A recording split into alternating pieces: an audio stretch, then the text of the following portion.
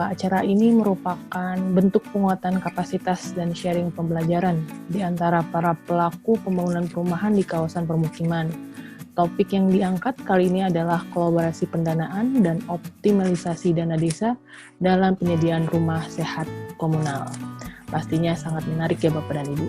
Harapannya Pak, harapannya di akhir acara ini banyak Bapak Ibu di pemerintah provinsi, kabupaten dan kota serta kementerian lembaga yang dapat mengambil pembelajaran dan selanjutnya beraksi di wilayahnya masing-masing.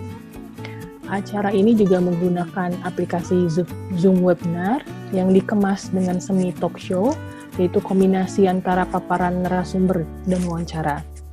Namun di sela acara, saya akan membuka sesi pertanyaan maksimal 3 orang. Nanti Bapak Ibu yang ingin bertanya dapat menyampaikan melalui 2 kanal. Yang pertama, menuliskan pertanyaan di box Q&A atau menggunakan menu raise hand atau angkat tangan dalam aplikasi webinar ini. Nah, mari kita mulai saja Bapak dan Ibu acara ini. Sebelum saya ke Pak Irfan, mari kita simak video berikut ini. Terima kasih.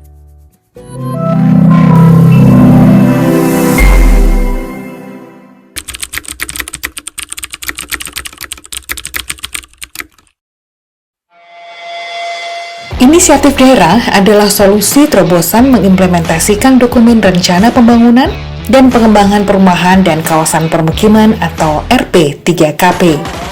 Kabupaten Pohuwato memulai inisiatif tersebut. Kabupaten Pohuwato berada di ujung barat Provinsi Gorontalo, berbatasan di bagian selatan dengan Teluk Tomini. Sebagian besar wilayahnya masih didominasi oleh hutan yang tersebar di berbagai wilayah. Kabupaten ini terbentuk tahun 2003 dari pemekaran Kabupaten Boalimo dan terbagi dalam 13 kecamatan. Hasil evaluasi pembangunan rumah layak huni atau Mahayani yang dilakukan sejak 2005 memperlihatkan bahwa pembangunan secara parsial belum efektif untuk mewujudkan rumah sehat, termasuk akses air minum dan sanitasi layak. Maka sejak 2016, pembangunan rumah sehat komunal berbasis kecamatan ini menjadi prioritas daerah. Dalam kurun waktu 2017 sampai dengan 2019, Kabupaten Pohuwato berhasil mengkolaborasikan berbagai program dan sumber pendanaan, khususnya dana desa. Kabupaten Pohuwato telah berhasil membangun 699 unit rumah sehat komunal di 18 kawasan dan 3.028 unit rumah sehat lainnya melalui berbagai intervensi.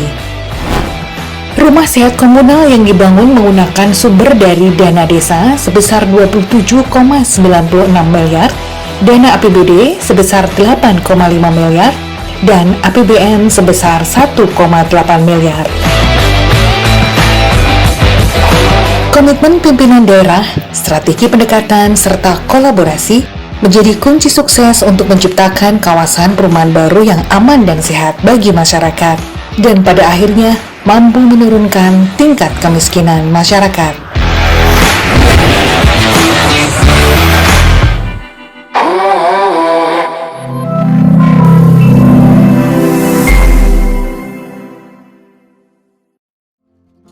Ya, berarti Bapak dan Ibu telah melihat sendiri video yang menayangkan bagaimana pemerintah Kabupaten Pohuwato telah membangun rumah sehat komunal berbasis kecamatan sebanyak 699 unit. Namun, ingin tahu bagaimana caranya, mari kita tanya langsung ke Bapak Irfan. Pak Irfan, kira-kira di awalnya itu permasalahan apa sih Pak yang ada di Kabupaten Pohuwato untuk masyarakat berpenghasilan rendah atau masyarakat miskin Pak? Baik, terima kasih Ibu Ira. Assalamualaikum warahmatullahi wabarakatuh. Selamat pagi. Alhamdulillah wa syukurillah wa la haula wa la quwata illa billah. Allahumma shalli ala sayyidina Muhammad wa ala ali sayyidina Muhammad. Bapak Ibu dari Pepenas, dari teman-teman Pokja di 34 provinsi yang sudah bergabung, Ibu Epi dari Mendes, Baik, kami secara singkat ingin menceritakan apa yang sudah disampaikan di video tadi. Sesungguhnya mewujudkan hal ini adalah sesuatu yang memang tantangannya juga cukup berat. Konsep awal memang ini buah pikiran, gagasan murni dari seorang bupati kami, yaitu Bapak Syarif Muinga. Beliau menitipkan salam. Beliau saat ini sementara juga keliling desa, memantau pembagian BLT dana desa yang sudah berjalan, sudah hampir 50% desa sudah mulai mencairkan, memastikan adanya dampak COVID ini, masyarakat terpenuhi kebutuhannya. Jadi sejak beliau di periode pemerintahan beliau yang pertama, 2010-2015, dan memang juga sebelumnya di 2005 sampai 2010, yang namanya Mahayani ini memang sudah cukup dikenal. Jadi Mahayani rumah sehat atau sekarang rumah sehat itu sudah ada memang programnya. Tetapi setelah beliau, karena memang beliau sering keliling desa, keliling kecamatan, melihat fakta-fakta yang ada, ternyata rumah-rumah yang dibangun ada yang tidak dilengkapi dengan fasilitas dasar lainnya, seperti listrik, utamanya lagi kebutuhan dasar air, kemudian MCK dan lain-lain. Setelah beliau mengamati seluruh fakta-fakta ini, kemudian beliau memanggil kami berdiskusi di akhir-akhir pemerintahan beliau di 2015. Beliau mengeluarkan gagasan bahwa ke depan saya memiliki gagasan ini dan ini menjadi bahan kampanye saya. Nah, dikampanyekanlah yang namanya konsep rumah sehat komunal dengan mengklaster desa. Jadi ada desa-desa yang di wilayah pesisir yang bersamaan sosial budayanya kita gabung untuk kita carikan satu lokasi, di situ mereka membangun, karena memang faktanya tiap tahun desa selalu ada program pembangunan rumah sehat. Setelah ini beliau memang sudah rancang, beliau kampanyekan di mana-mana, dan memang alhamdulillah beliau juga garis tangannya bagus dan terpilih menjadi bupati di 2021 nanti berakhir. Maka gagasan ini mau tidak mau sebagaimana amanah regulasi perencanaan yang ada, kami harus mengakomodirnya di perencanaan daerah di RPJMD, sehingga masuklah ini menjadi salah satu program unggulan daerah. Nah, setelah di dalam kita buat lagi regulasi-regulasi pendukung seperti peraturan bupati tentang perumahan itu, dan juga mengatur bagaimana di dana desa terkait hal ini bisa masuk juga di Juknis penyusunan APBDes. Nah, dalam perjalanannya di 2016, tantangan pertama yang kami hadapi adalah mensosialisasikan ini. Memang banyak kepala desa juga yang belum clear pemikirannya, belum bisa menerima, karena ini kan terkait masyarakatnya mereka yang nanti kalau misalnya sudah ditempatkan di rumah komunal itu bagaimana statusnya, warga kami akan berkurang, bagaimana anggaran kami nanti juga akan berkurang kalau masyarakat kami berkurang. Nah, oleh Pak Bupati di 2016 itu beliau sangat giat turun ke desa meyakinkan bahwa hal yang akan kita laksanakan itu adalah misi kemanusiaan yang mau tidak mau kita bukan saja hanya membangun rumah, tapi mau mewujudkan sesuatu yang lebih memanusiakan manusia. Artinya kita harus berpikir total, tidak saja hanya output kegiatannya, tetapi lebih kepada sesuatu yang lebih komplit, yang lebih mudah bisa dirasakan oleh masyarakat. Tiap bulan dan bahkan hampir tiap dalam satu bulan kami sampai 3-4 kali rapat, bahkan di Bapeda full dengan rapat-rapat koordinasi.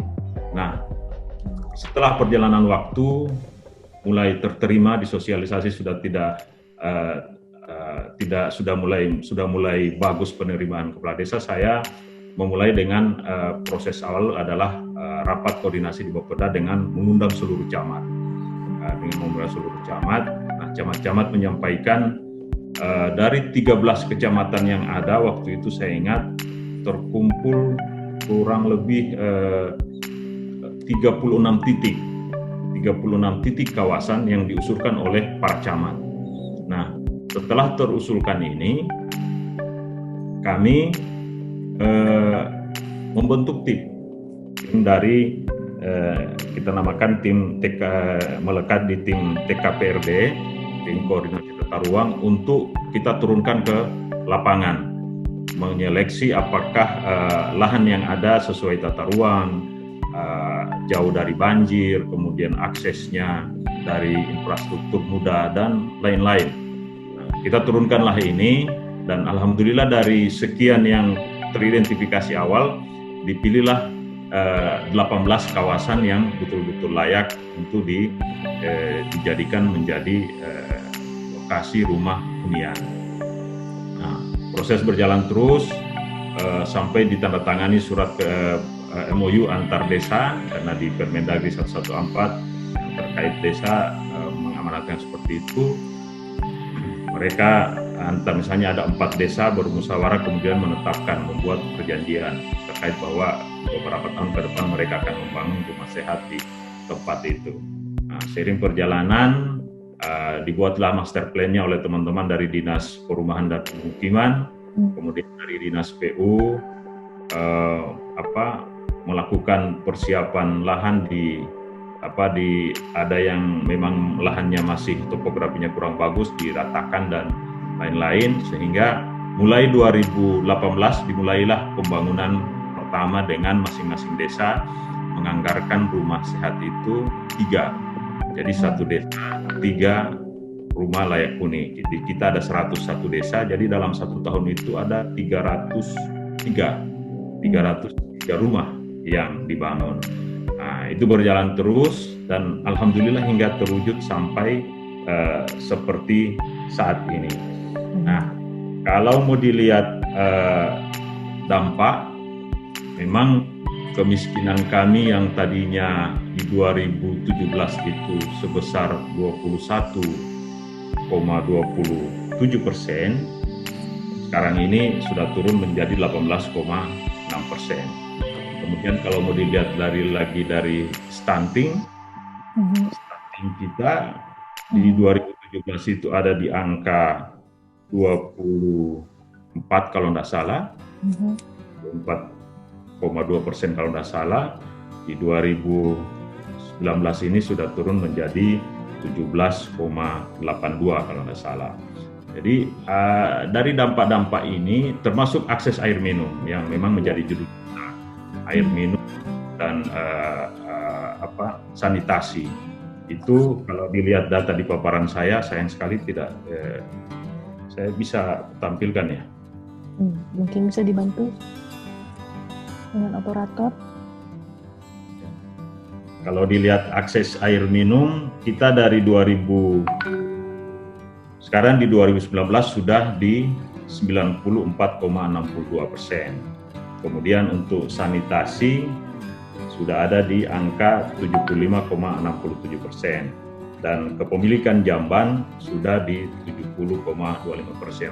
Yang dari status awal 2015 ini masih rata-rata masih di bawah 50.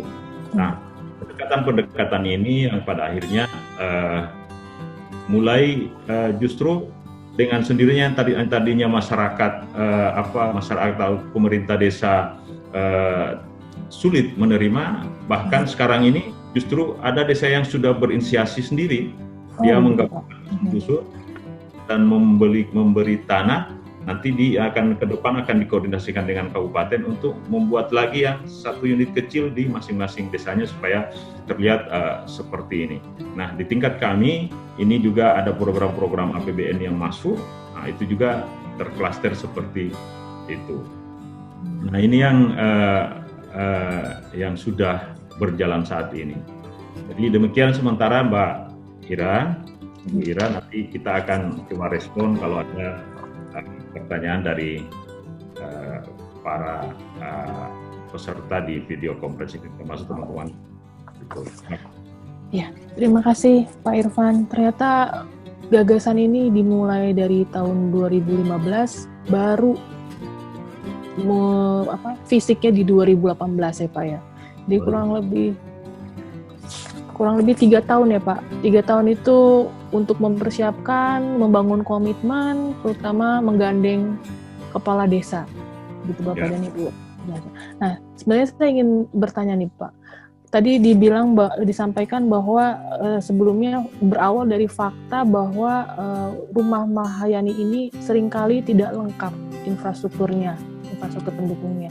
Kalau di Kabupaten Pohuwato sendiri, kiranya infrastruktur apa Pak yang paling sulit atau paling sering itu tidak lengkapnya Pak? Dari ada air minum, air limbah. Nah, paling sering kalau di Kabupaten Pohuwato itu paling sering kurangnya tuh infrastruktur apa Pak?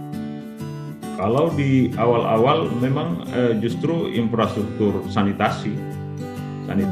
Banyak rumah dengan kondisi juga yang belum layak, ditambah lagi akses sanitasi dan juga termasuk air bersih di dalamnya yang lebih banyak mengandalkan sumur dan sungai-sungai. Maka pada akhirnya kalau mau dilihat kualitas hidup masyarakat yang ada di situ dari pandangan kita orang luar ya juga kurang layak sih sesungguhnya. Sehingga dengan pendekatan ini maka pemerintah daerah dalam konsep kolaborasi ini itu kan dari aspek lahan kita pemerintah daerah yang sediakan. Lahan itu kita yang beli, kita yang persiapkan sedemikian rupa, mengaturnya, menatanya, nanti kepala desa tinggal membangunnya. Jadi kita ditata sedemikian rupa, termasuk akses air bersih kita yang sediakan. Di awal beberapa rumah komunal yang belum ada akses bersih harus kita dahulukan membangun jaringan di sana, menyediakan SR-nya, sampai betul-betul termasuk juga akses listrik. Sehingga kita pastikan ini semua tersedia, termasuk sehingga di 2017 mulai pembangunan, 2018 sudah mulai ada yang menempati. Indikator di tempat itu ketika semua aspek itu sudah ada, bahkan termasuk jamban-jamban ini melalui peluang dana-dana DAK, karena memang kita lokasinya sudah ada, lahannya sudah bebas, lebih mudah kita mendapatkan anggaran DAK DAK fisik untuk bisa intervensi ke rumah komunal ini, karena memang tidak ada masalah lahan lagi, tidak ada masalah, kita tinggal membangunnya saja karena semuanya sudah clear dari awal. Jadi intinya kita sangat dimudahkan dalam memenuhi kebutuhan dasar masyarakat, utamanya sanitasi dan juga air minum. Hanya memang tinggal tantangan ke depan bagaimana kita secara terpadu melakukan pemberdayaan lagi di kawasan itu. Baik Pak Irfan. Tadi saya baru dapat satu pertanyaan nih Pak. Tadi kan Bapak menyebutkan banyak pihak-pihak Pak yang terlibat dari sejak gagasan awal tahun 2015 sampai proses pembangunan di 2018. Ada satu pertanyaan dari peserta Pak, yaitu apa peran Dinas PKP Pak dalam program ini? Tadi Bapak sebutkan bahwa Dinas PKP yang menyusun master plan dan DED, mungkin ada peran lain Pak yang sebenarnya peran kunci mungkin dari saat menggagas ide sampai mungkin implementasi dari program ini. Pak Irfan bisa sedikit ceritakan? Baik, jadi sejak program ini masuk di RPJMD kita, RPJMD 2016-2021, maka memang OPD yang menjadi garis depan ketika ini harus dijalankan adalah teman-teman dari PKP, Dinas Perumahan dan Pemukiman di Pohuwato. Dan mulai dari DED-nya, mulai dari pembebasan lahannya, mulai dari membangun infrastruktur yang ada di lingkungan itu seluruhnya adalah teman-teman di Dinas Pemukiman. Nah, hanya memang ini tidak akan jalan. Kenapa ada judul kolaborasi di dalamnya? Karena memang banyak pihak yang terlibat ini di tingkat level pemerintahan, pemerintah desa, kecamatan, kemudian di tingkat kabupatennya yang tergabung dalam Pokja PKP AMPL ini yang saya koordinir. Kami dalam rapat-rapat selalu mengevaluasi akses air bersih, sanitasi, itu melihat data-data yang ada, kemudian kami coba membuat strategi bagaimana kita mendahulukan yang sudah ada di rumah-rumah komunal ini, karena memang faktanya ini adalah warga miskin yang tidak memiliki rumah dan harus sudah bertempat di situ, sehingga kita harus lebih cepat menyediakan sarana prasarana dasar, dan alhamdulillah ini bisa berjalan bagus.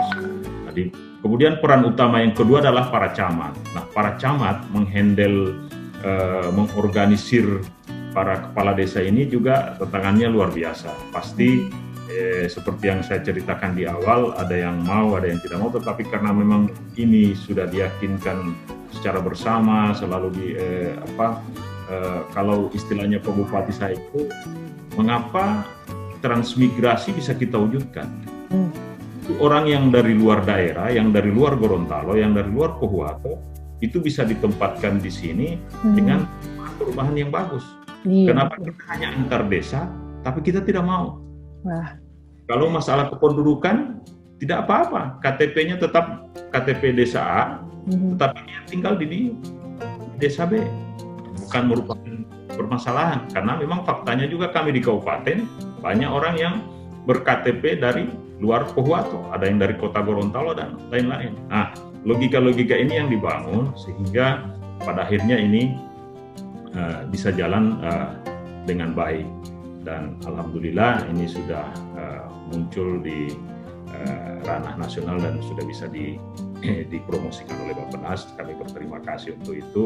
Yang jelas dari Pak Bupati selalu menyampaikan bahwa dia juga surprise untuk hal ini, tetapi selalu dia menyampaikan bahwa tujuan kita bukan untuk hal ini, tetapi semata-mata untuk masyarakat supaya mereka memiliki tempat yang layak, memiliki kehidupan yang baik, seperti para warga masyarakat yang tinggal di perumahan kota, mereka dalam satu kawasan elit, punya sarana prasarana memadai. Nah, rumah komunal adalah kawasan elit yang ditinggali oleh warga miskin secara gratis. Itu.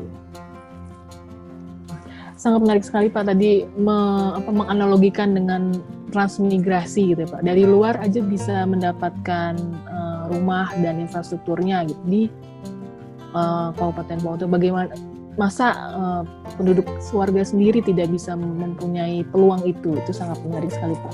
Logika yang mungkin bisa membuka kasanah kita bahwa itu seharusnya peluang yang harus kita tangkap ya Pak Irfan ya Pak. Nah, satu lagi Pak, ada pertanyaan tadi kan karena banyak sekali pihak yang karena ini sangat terkait dengan rumah Pak. Biasanya pertanyaan yang sering dilakukan, ini rumah tanahnya milik siapa nanti di akhir, terus bangunannya milik siapa Pak? Apakah tetap milik Pemda atau nanti miliknya masyarakat yang tinggal? Mungkin Pak Irfan, pasti pertanyaan itu selalu ada di setiap program perumahan Pak. Ada. Terima kasih Pak. Gimana Pak Irfan? Jadi memang sejak awal hal itu sudah muncul di konsep-konsep kita pada saat merancang peraturan bupati terkait rumah sehat komunal ini. Memang di peraturan bupati itu mereka diberi kesempatan tinggal selama 20 tahun. 20 tahun tidak boleh memperjualbelikan.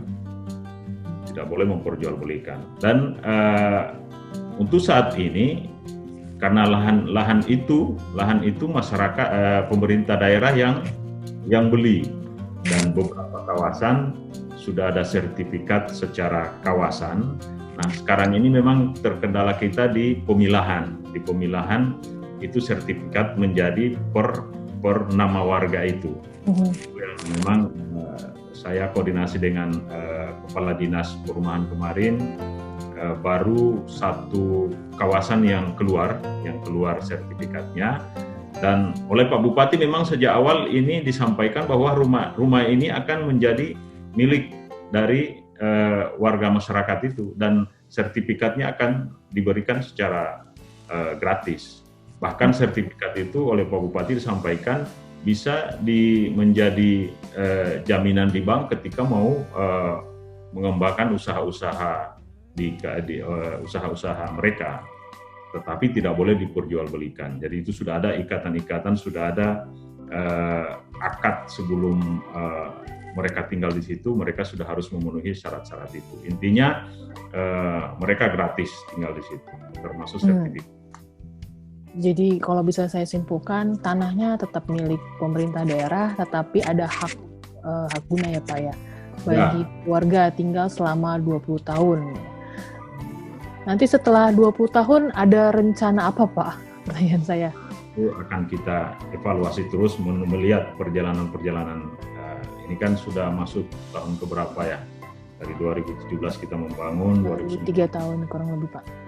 Ini akan terus dipantau. Untuk saat ini regulasi masih seperti itu.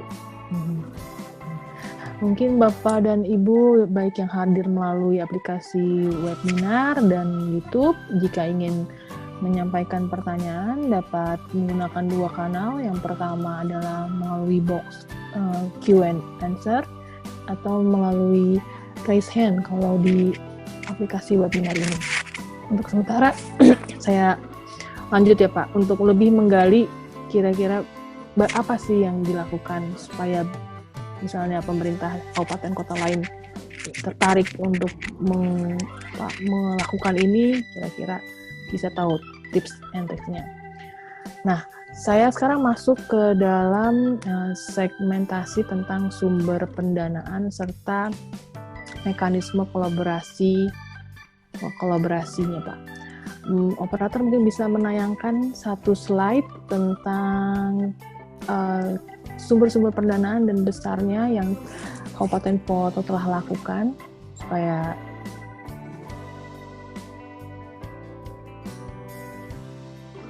jadi sekilas di dalam video di awal ada disebutkan bahwa ada 3 sumber pendanaan yang berkontribusi dalam program Rumah Sehat Komunal ini. Yang pertama adalah dan paling besar adalah sebenarnya dana desa, hampir mencapai 27,96 miliar. Yang kedua adalah APBD mencapai 8,5 miliar dan yang ketiga adalah APBN 1,8 miliar. Sebenarnya menarik sekali Pak, bisa mengkombinasikan 3 sumber dana. Kalau satu sumber dana kan paling gampang Pak, tinggal masuk ke RAB, tinggal lelang, jalan gitu ya Pak ya. Nah ini kan dari 3 itu kira-kira tadi kan sempat diceritakan secara singkat kalau dana desa itu untuk apa Pak, terus kemudian yang APBD untuk bagian mana, dan APBN-nya itu untuk bagian mana. Bisa diulang kembali Pak? Baik. Jadi di 3 sumber pendanaan ini, kalau dia dana desa hanya benar-benar hanya di pembangunan rumahnya. Jadi sejak 2017 mereka membangun 3 rumah setiap tahun per desa, sehingga muncullah angka yang sudah ada di video tadi. Jadi di desa ini mereka melalui mekanisme perencanaan yang ada di desa, mereka menyusun dan menganggarkan itu, kemudian merencanakan siapa yang tinggal, mereka juga yang memutuskan. Jadi mereka juga yang memutuskan. Jadi dari daftar warga masyarakat yang sudah ada di basis data terpadu, itu melalui musyawarah desa, desa memutuskan siapa saja yang berhak tinggal di rumah. Tentu masing-masing desa melakukan itu. Kemudian dari aspek pelaksanaan pekerjaan rumah itu juga desa yang mengatur. Jadi tetap sesuai dengan undang-undang, sesuai dengan regulasi yang berlaku di desa, dan kita mengarahkan sebagaimana arahan Bapak Presiden, itu pelaksanaan adalah secara padat karya cash. Jadi itu juga terlihat di video tadi.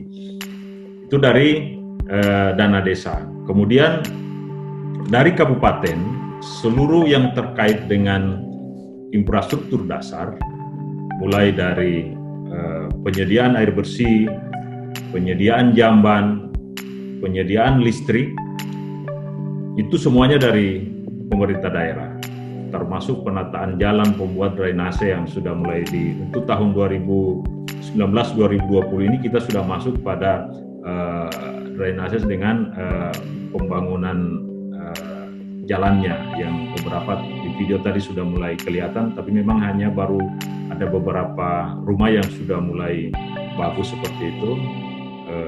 Sebenarnya 2020 ini kita ada target 2-3 rumah kawasan komunal yang akan kita perbaiki lagi saluran dan jalannya, tetapi ini mau tidak mau karena memang kita tidak menduga ada kondisi seperti saat ini, kami harus merefocusing sebagaimana arahan-arahan dari pemerintah pusat. Nah, di kabupaten ini kan di samping kita punya APBD, ada skema-skema lain kan yang bisa kita tangkap peluangnya, misalnya dari dak fisik. Dari dak fisik ini yang namanya isu sanitasi air bersih kan luar biasa, itu bisa kan di 2018 kalau tidak salah kami mencapai angka yang luar biasa sampai 40-60 miliar hanya untuk sanitasi itu.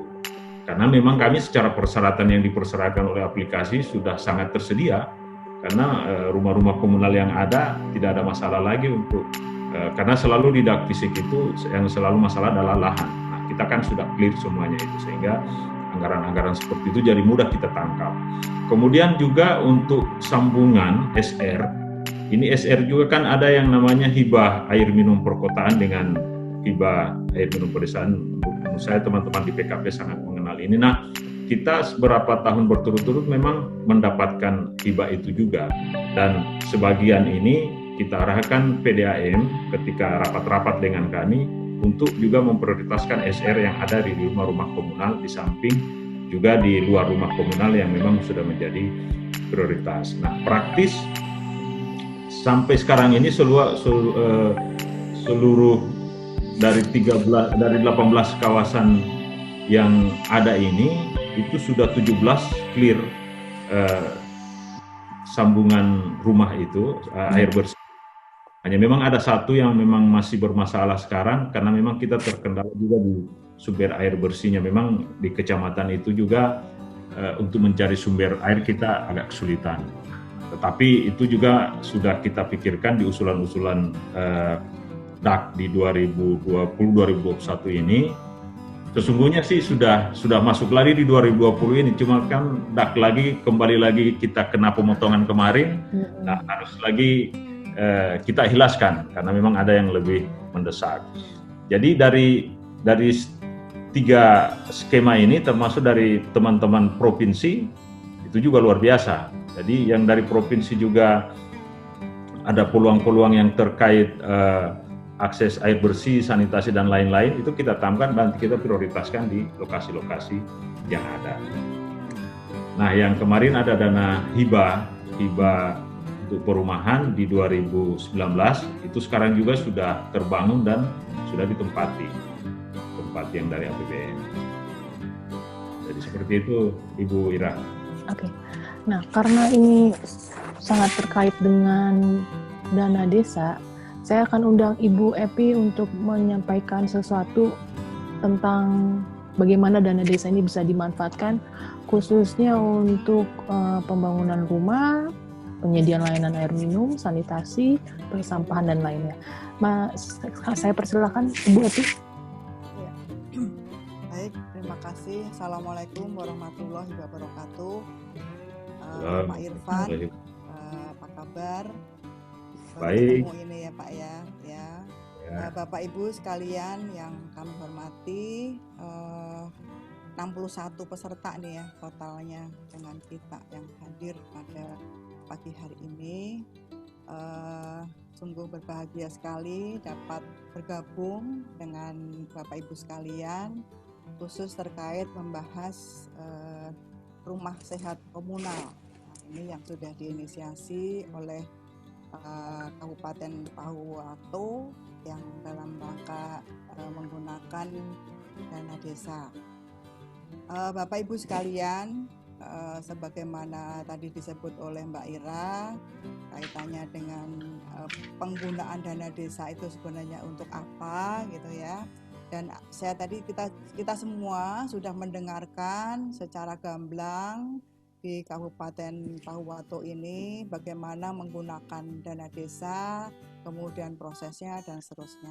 Walaupun demikian, nanti dapat saya sampaikan, walaupun nanti sebenarnya saya nggak akan bertanya dulu, tetapi saya akan menyampaikan prinsip-prinsip untuk penggunaan dana desa, supaya ini juga tersosialisasi oleh teman-teman di seluruh provinsi ya. Ini sudah hadir di berbagai provinsi, insya Allah ada 34 pokja provinsi yang hadir. Mudah-mudahan apa yang menjadi materi yang akan saya sampaikan ini bisa gamblang gitu ya. Oh ternyata dana desa bisa digunakan untuk ini, itu dan seterusnya. Secara singkat saja, slide berikutnya, perlu kami sampaikan bahwa dana desa ini bukan dana milik Kementerian Desa. Karena ini kemarin ada miss gitu ya, kami dengan Kementerian Pertanian seolah-olah ini dana desa ini punya Kementerian Desa, sehingga Kementerian Pertanian mau mengadakan untuk BLT petani, itu dana yang ada di Kementerian Desa mau diminta gitu ya. Mau diminta sebagian untuk BLT petani gitu ya. Kami sampaikan bahwa dana desa ini adalah milik desa, karena dana ini ditransfer dari RKU negara, rekening kas negara langsung ke rekening kas desa. Ya, dalam hal ini pada 4 tahun yang lalu ini melalui RKUD, tapi sekarang mulai tahun 2020 tanpa melalui RKUD langsung ke RK desa. Yang dulu impossible ternyata sekarang bisa.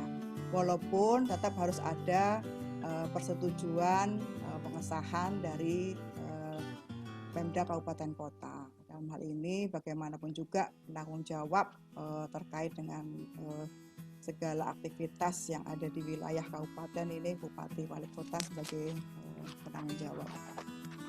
Bapak Ibu sekalian, terkait dengan dana desa, tugas dari Kementerian Desa ini setiap tahun menyusun yang namanya pedoman prioritas penggunaan dana desa. Dana desa sudah disalurkan langsung ke desa, digunakan untuk apa? Nah, ini prioritasnya itu disampaikan melalui peraturan Menteri Desa yang setiap tahun dikeluarkan. Nah, yang saya sampaikan ini adalah yang terbaru, yaitu Permen Desa nomor 11 tahun 2019 tentang pedoman prioritas penggunaan dana desa 2020. Walaupun dengan adanya pandemi COVID ini agak lumayan berantakan.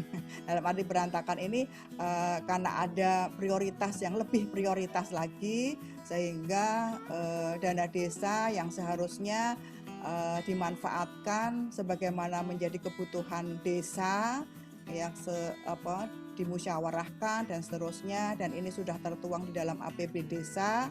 Namun dengan adanya pandemi COVID-19 ini diwajibkan sebagian dari dana desa ini untuk BLT dana desa. Nah, besarannya antara 25-35% dari dana desa. Nah, ini tentu saja akan merevisi anggaran APB desa. Nah, masing-masing desa akan dibahas oleh desa masing-masing apakah mana yang perlu direfocusing gitu ya, dalam arti mana yang perlu direvisi sehingga dana itu sebagian untuk BLT desa. Nah, ini termasuk untuk rumah sehat komunal ini, nggak tahu juga nih ya Pak Irfan ya, apakah ada desa yang merevisi atau meniadakan untuk kegiatan pembangunan rumah sehat komunal ini tahun 2020 karena adanya dana desa untuk BLT. Ini pengantar Bapak Ibu sekalian, akan kami sampaikan prinsip-prinsip bagaimana penggunaan dana desa atau selebihnya di dalam hal ini mengacu pada Undang-Undang Nomor 6 Tahun 2014 tentang desa. Hakikat dan tujuan pembangunan desa itu ada 4. Nah, terkait dengan pembangunan rumah sehat komunal tadi itu ada terkait di poin 1, meningkatkan kualitas hidup manusia. Ya, manusia dalam hal ini masyarakat desa yang selama ini tinggal di rumah yang tidak layak huni gitu ya. Kemudian penduduk itu juga termasuk yang miskin gitu ya. Ini termasuk juga di poin 3 yaitu penanggulangan kemiskinan gitu ya. Nah, ini tujuan-tujuan pembangunan ini dilaksanakan melalui berbagai kegiatan. Nah, kegiatannya itu bisa untuk peningkatan layanan dasar, pembangunan pengembangan sarana prasarana desa, pengembangan ekonomi, dan pemanfaatan sumber daya alam dan lingkungan hidup. Jadi ini intinya dari pembangunan desa secara utuh. Slide berikutnya. Ibu Evi, suaranya bisa sedikit dibesarkan, Bu? Oke. Ya, pas, Bu. Ya. Oke. Nah, ini paradigma pembangunan desa. Tadi yang disampaikan Pak Irfan, bagaimana memadukan. Ini baru bicara anggaran ya Pak Irfan ya, anggaran dari APBN, APBD, APBDes gitu ya, bagaimana disinergiskan gitu ya. Nah, kalau yang di sini kami bicara bagaimana paradigma pembangunan desa, di mana desa sendiri membangun ya, dengan sumber daya yang dimiliki desa sendiri. Ya, dimiliki desa itu baik sumber daya manusianya, sumber daya alamnya, termasuk sumber daya anggarannya. Itu namanya desa membangun. Ya. Desa membangun, di satu sisi ada yang namanya pembangunan desa. Pembangunan desa ini dilakukan oleh siapa? Oleh supradesa. Nah, oleh kabupaten, provinsi, pusat, itu adalah pembangunan desa. Nah, semuanya ini mengarah kepada desa yang maju, mandiri, sejahtera. Semuanya mengarah ke sana. Nah, yang menjadi pertanyaan bagaimana mensinergiskan antara yang dilakukan oleh desa dan yang dilakukan oleh supradesa tadi. Nah, inilah yang harus harus dipatuhi oleh baik oleh supradesa maupun oleh desa supaya tidak terjadi tumpang tindih. Nah, oleh karena itu pentingnya koordinasi pembangunan yang dimulai dari perencanaan. Nah, ini kalau Pak Irfan kan dari Bapeda ya Pak ya. Nah, ini bagaimana memfasilitasi pembangunan desa yang supaya sinergis dengan arah perencanaan pembangunan daerah. Nah, ini dimulai dari mana? Dimulai dari penyusunan rencana pembangunan di desa. Yang dokumennya itu ada RPJM desa yang berlaku 6 tahun, kemudian yang tiap tahunnya adalah RKP desa. Nah, arah-arah pembangunan yang tadi disampaikan Pak Irfan dari Kabupaten Pahuwato gitu ya. Ini kan ada program prioritas oleh bupati, ya kan? Ada program prioritas bupati di mana untuk pengadaan rumah sehat komunal. Ini adalah arah pembangunan kabupaten, salah satu arah pembangunan kabupaten. Nah, ini yang harus tersampaikan kepada desa. Tidak di tengah jalan, dalam arti sudah tahun berjalan baru ada, biasanya begitu ya, ini mohon maaf tidak di Pahuwato, di daerah lain gitu ya. Tiba-tiba tengah jalan, di tengah tahun gitu ya, ada surat edaran ya dari bupati untuk desa mengadakan ini itu bla bla bla bla dan sebagainya. Padahal RKP desa sudah jalan, APBDes sudah jalan. Nah, ini yang menjadi persoalan. Kenapa tidak pada saat desa menyusun perencanaan ini tersampaikan, sehingga ini sudah diakomodir pada saat menyusun RKP desa sampai dengan penyusunan APBDes. Nah, ini bisa dijadikan pembelajaran yang baik gitu ya dari Kabupaten Pahuwato buat daerah-daerah yang lain gitu ya, bagaimana koordinasi pembangunan bisa dimulai dari perencanaan. Slide. berikutnya. Nah, ini di dalam undang-undang desa, Bapak Ibu sekalian, gitu ya. Kenapa tiba-tiba kok di dalam undang-undang desa 6 ini ada dana desa yang dulunya nggak ada? Nah, ini yang jadinya menjadi salah kaprahnya adanya undang-undang desa ini, yang seksi adalah dana desanya, gitu ya. Oh, ada undang-undang 6 itu berarti dana desa. Padahal sebenarnya inti dari undang-undang desa itu adalah kedaulatan desa. Ini tergambarkan dari definisi desa. Definisi desa itu menjadi satu kesatuan masyarakat hukum, gitu ya, yang punya kewenangan. Nah, kewenangan untuk apa? Untuk mengatur dan mengurus dirinya sendiri, desanya sendiri, gitu. Makanya di dalam undang-undang desa ada asas namanya rekognisi dan asas yang di sini kewenangan berdasarkan hak asal usul dan kewenangan lokal berskala desa. Nah, dua asas ini yaitu rekognisi dan subsidiaritas inilah yang sebenarnya inti dari undang-undang desa. Desa dapat menjalankan asas ini, kewenangan ini, itulah diberikan oleh negara dengan adanya dana desa. Di dana desa ini bisa diolah, digunakan untuk melakukan pembangunan di berbagai bidang, baik pemerintahan, pembangunan, pemberdayaan masyarakat maupun pembinaan kemasyarakatan. Nah, ini dengan menggunakan asas-asas tadi sesuai kewenangannya. Jadi kalau ini memang tidak mudah, gitu ya, memberikan pendidikan yang baik kepada desa terkait dengan kewenangan desa ini. Karena selama ini desa ini merasa nunggu perintah dari supradesa, nunggu dari kabupaten, dari provinsi, dari pusat, gitu. Padahal desa sendiri itu mempunyai kewenangan untuk mengatur dan mengurus. Nah, inilah makanya di Pahuwato, izin Pak, apakah sudah ada peraturan bupati terkait dengan daftar kewenangan desa? Nah, ini yang menjadi arahan dalam Undang-Undang Desa, dalam PP 43 ini kabupaten kota diminta untuk menyusun daftar. Nah, termasuk ini untuk pembangunan rumah sehat komunal, ini merupakan bagian dari kewenangan desa. Walaupun tidak menutup kemungkinan ada satu kegiatan atau program kegiatan yang ini bisa dilaksanakan secara bersama-sama. Tinggal nanti pembagian pembagian mana yang itu menjadi dilakukan oleh desa, mana yang dilakukan oleh kabupaten, supaya tidak terjadi tumpang tindih. Tadi saya lihat apa yang menjadi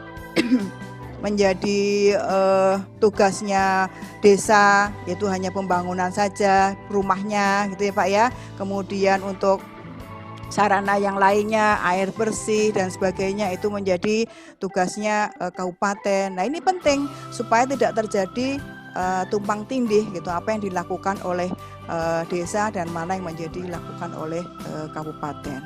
Slide berikutnya.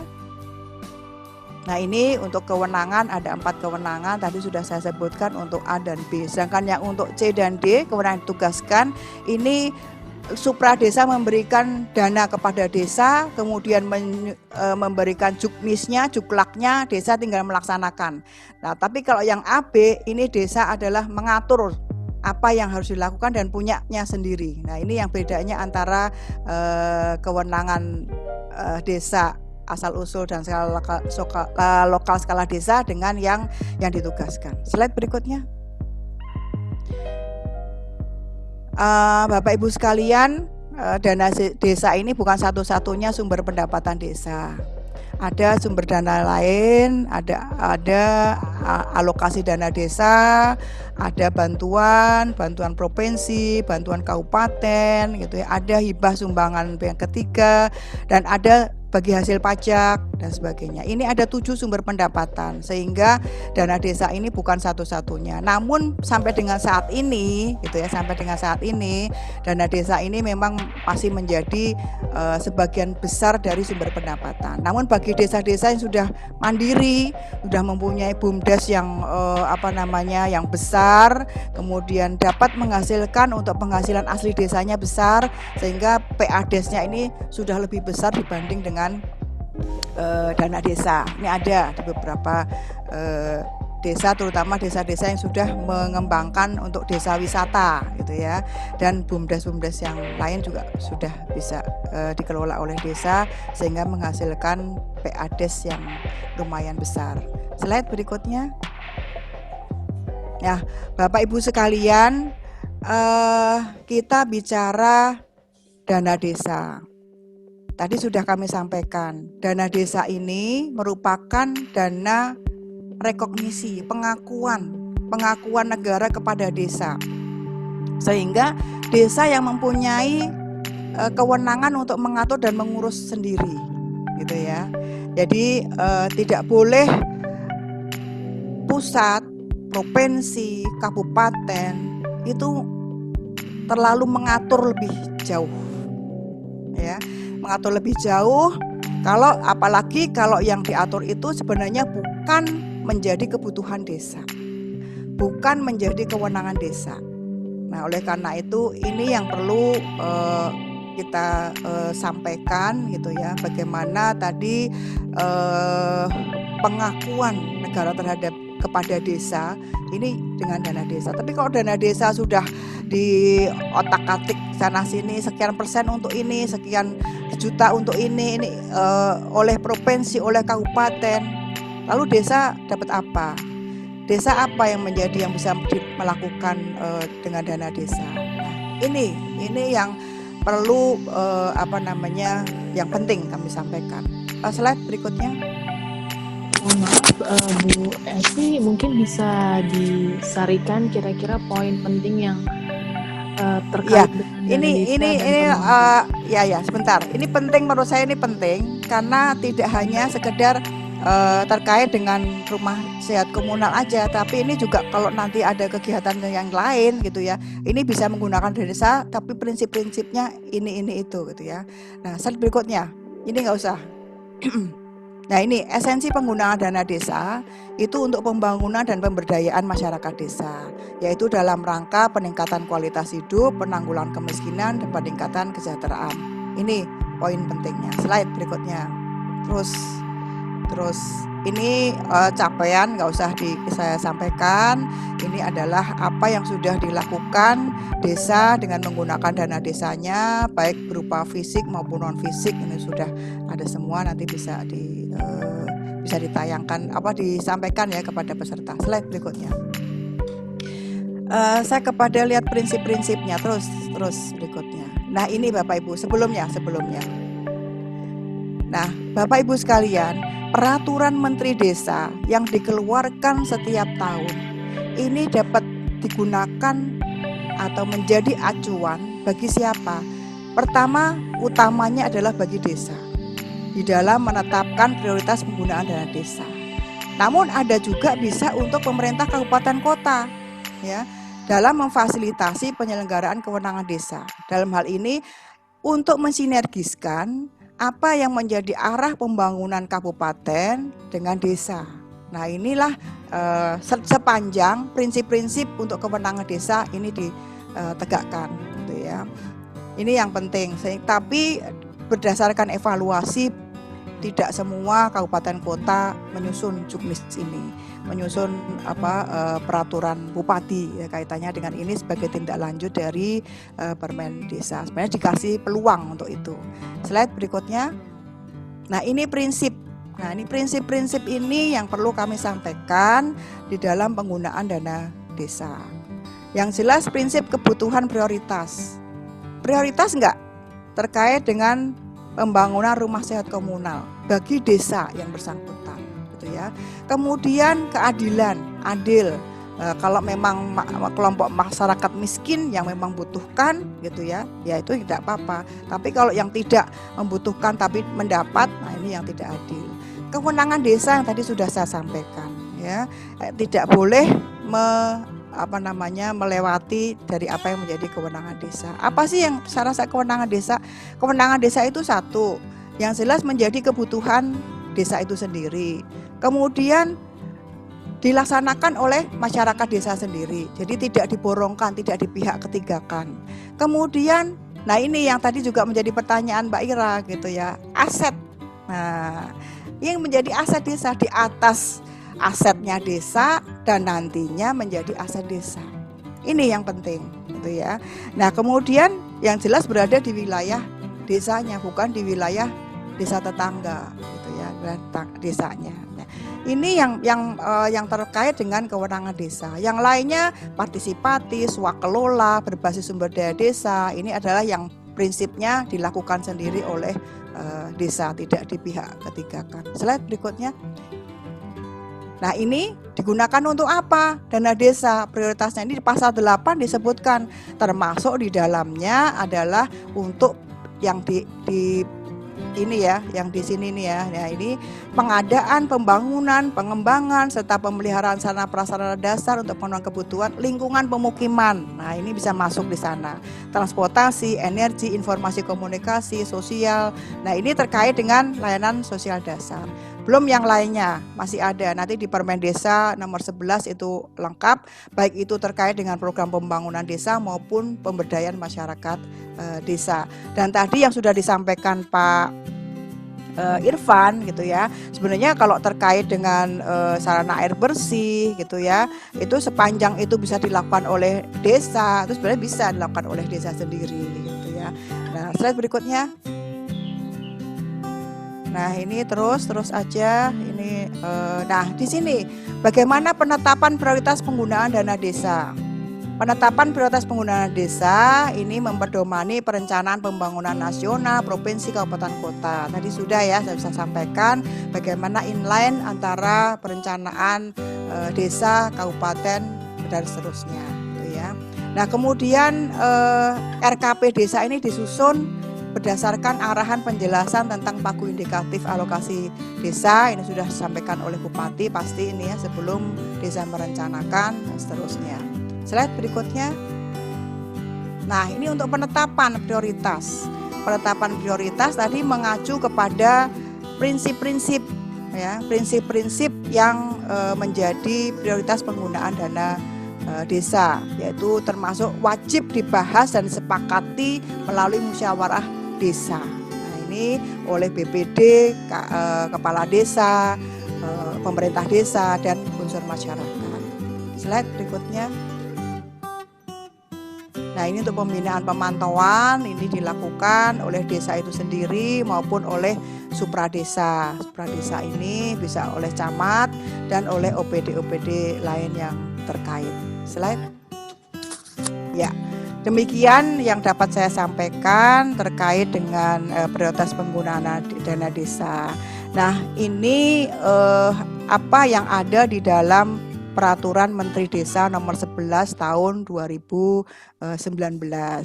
Demikian juga prinsip-prinsip ini berlaku untuk tahun-tahun ke depan, karena ini prinsip-prinsip ini adalah mengacu dari apa yang diatur di dalam Undang-Undang Desa. Nah, ini yang menjadi pertanyaan saya nih Pak Irfan ya, terkait dengan penggunaan dana desa. Tadi sudah disebut kaitannya dengan aset, ini juga menjadi pertanyaan gitu ya, bagaimana nanti, apalagi di sini disebutkan nantinya menjadi aset kabupaten gitu, padahal ini kan dananya dana desa Pak. Dana desa mestinya ini menjadi kewenangan desa, dan ini mestinya menjadi aset desa, bukan aset kabupaten gitu ya. Walaupun tadi ada pembagian atau kontribusi ya, baik ada APBN, ada APBD gitu ya. Bagaimana nanti ada pelimpahan aset ya, pelimpahan aset kepada desa.